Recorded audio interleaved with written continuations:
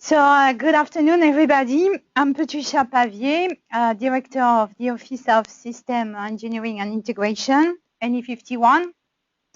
And during this half hour, I'm going to present FC11, which is related to electrochemistry, domestic electrochemistry R&D, FC12, which is all our aqueous recovery, material recovery R&D, and the final will be FC13, which is nuclear waste form development. So since DOE is always a mystery sometimes, I put for you just an org chart to let you know where we are. So our Deputy Assistant Secretary is John Ersek, and the Associate Deputy Assistant Secretary is Andrew Griffith. We got some modification compared to last year, which means that we used to have NE54, which is now NE52. And the director is Dave Henderson, and he's leading all the efforts on the fuel. We have NE53. The director is Bill Boyle, and it's all research related to useful disposition. And finally, my office, NE51, where we have the material recovery waste form development and also the fuel cycle options. And I will present this call just after this one. So this is the new nuclear fuel cycle system as it is here.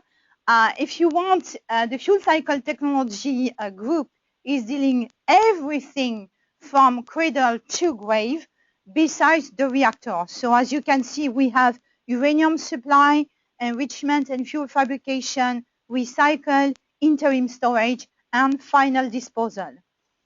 The highlighted boxes in blue are the focus on our R&D. We have seawater extraction, light water reactor fuel with improved accident tolerance, advanced reactor fuel, the product that comes from the fuel. Then we have the recycling, either aqueous or electrochemistry, the waste form that will go in a repository. So the material recovery and waste form development campaign. So the point of contact, the technical point of contact is Terry Todd, and the federal manager is Jim Brazy. You don't see him, but he's just right there by my side to support me in case I do something wrong. We are focusing on R&D, development of recycling technology, a new nuclear waste form. We focus, of course, on minimizing the waste, thinking to the cost, and, of course, potential diversion of materials, so safeguards. Three main objectives. The first one is the technology, thinking to the economy, the concept from the R&D, the bench scale to engineering and upscaling. Then the capabilities for the long term of this research. It's science-based. We know that right now we are focusing on R&D. And the people. I'm a radiochemist, and we know that on a long term, this species is declining. So we want to train and form the next generation of the workforce. I show you that last year, these are the different areas that we have in the material recovery waste form development campaign. There's a small changes. You will see STAR. Yes, STAR. It stands for Sigma Team Advanced Actinide Recovery. So we changed slightly the name. We are not focusing only on minor actinide. We are trying to expand. We are still doing a lot of fundamental understanding of gas management, and you will see the call. We have a call on that. Fast reactor fuel separation. So this is all the pyroprocess technology, waste form processes and development, and cost-effective and appropriate for industry deployment. Because I'm sorry, but the bottom line is that we need to have a minimum cost. It's how I can sell the story. So I need something very efficient, but something that will not be too expensive. Okay, so these are the different objectives. We have much more, but I try to focus on the ones that are related to this campaign. So, for example, the STAR, the Sigma Team for Advanced Actinide Recovery, enabling technology for transuranic recycle options. from light water reactor fuel, develop cost-effective technology ready for deployment. We'll have a call on the off-gas Sigma team. You know that when you dissolve the fuel, we have off-gas, so we need to focus on these gases like iodine 129 or tritium, try to capture them and have the perfect waste form, which is one of the area advanced waste form and characterization. Fundamental, we still need data. This year, for example, we have given an award for the zirconium recycle.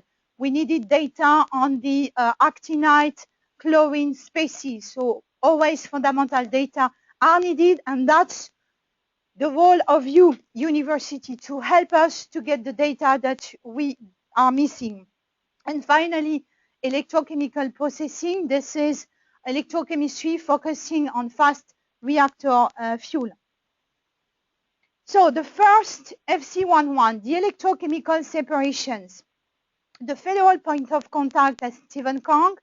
The technical point of contact is Mark Williamson from Argonne National Laboratory.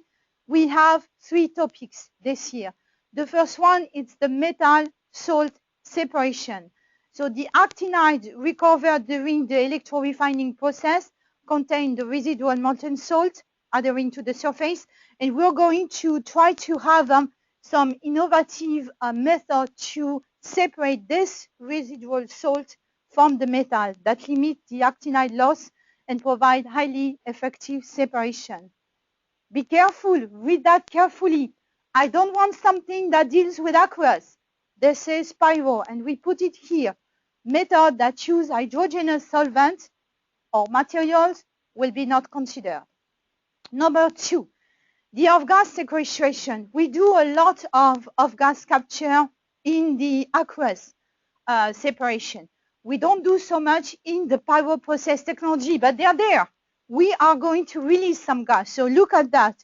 We need novel method to separate krypton and tritium from xenon and argon. So I need you to talk to Mark Williamson if you're not familiar with what we ask. I need you also to look a little bit what we did with what we're doing in the aqueous part, because you may get some ideas that could be applicable to the pyro process technology. Finally, the last call is on actinide and fission product separation. We want to advance this electrochemical separation technology to improve the efficiency, so the decontamination factor, waste management of the current technology with the desired product quality. So the proposal should address the expected improvement resulting from the advanced technology and integration of the technology into existing flow sheets. So 3 calls for the pyro process technology. Then we go to territories, aqueous separation. So I know you're going to think of Patricia, she's completely nuts. She starts with topic 2 and then topic 1. I did that on purpose.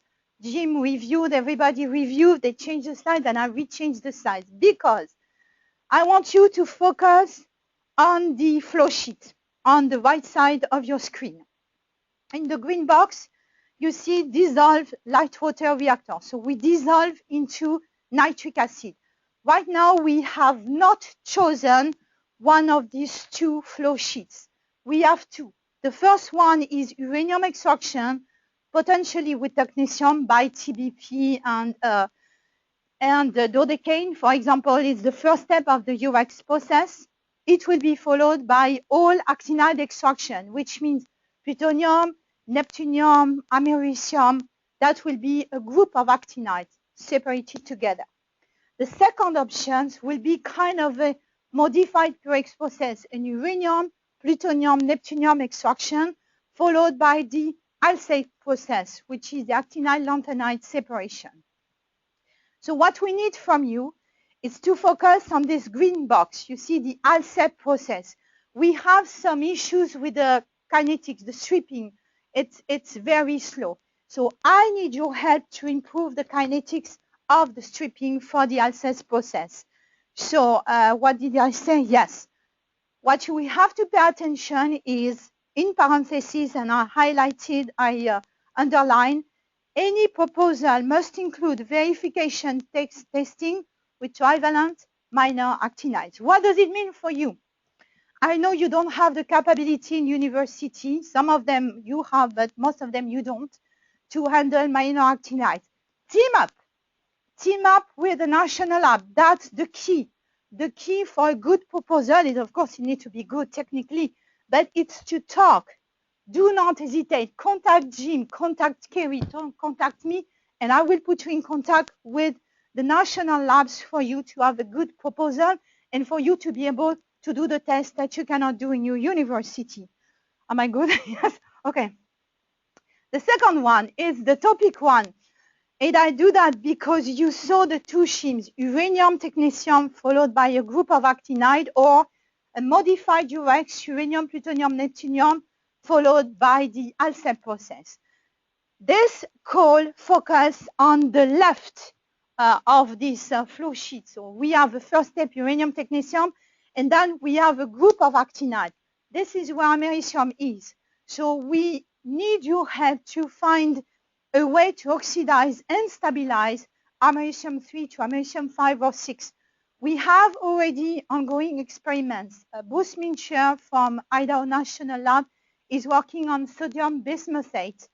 Wolfgang Wundi and George Gove from Los Alamos National Laboratory are working on the ozonation of americium-3 to americium-6. I need you to come up with new ideas. So please team up with the national labs, see what they did, and come up to me with new ideas. Again, be careful. Preliminary work can be performed with surrogates, but you need to have the possibility to test with the real material, with the americium. Finally, so Kim is here too. You don't see her, I see her. Kim is our manager for all the waveform. We have John Vienna from PNNL, who is our technical manager. We have two calls.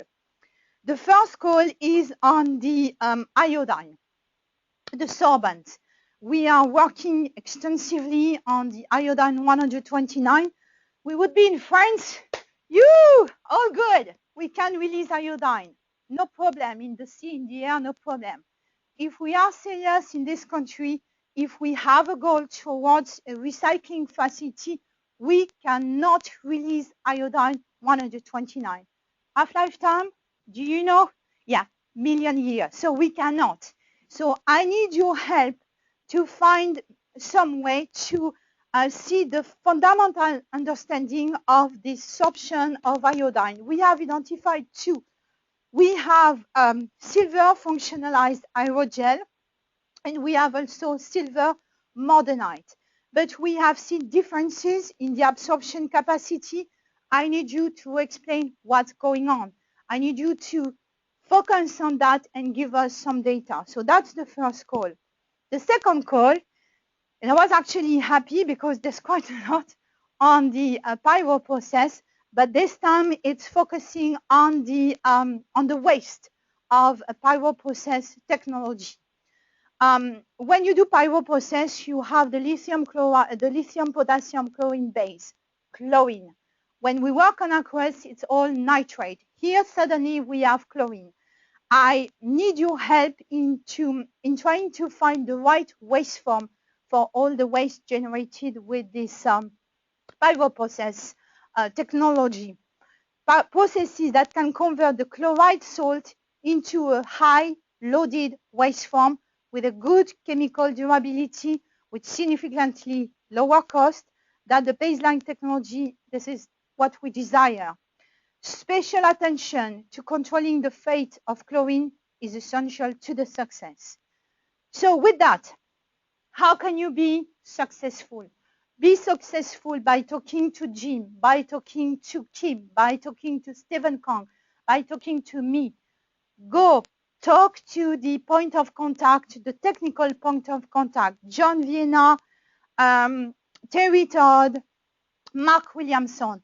This year, you see I'm good, huh? I did my homework. I put the email. Send us an email. Try to team up with the national labs. Be proactive. See what has been done. If you don't know, this is fine. Ask us. We will send you the right people who will connect you, will send you the publications. You need to understand where we are right now. You're catching the bus, you're catching the train. We are moving on. I need you to join us. Why? Because I need the workforce. I need the students to be engaged.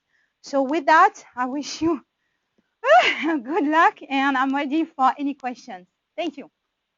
Jim Brzee and Kimberly Gray are both here to answer Oh any yes, I questions that you forgot need. something.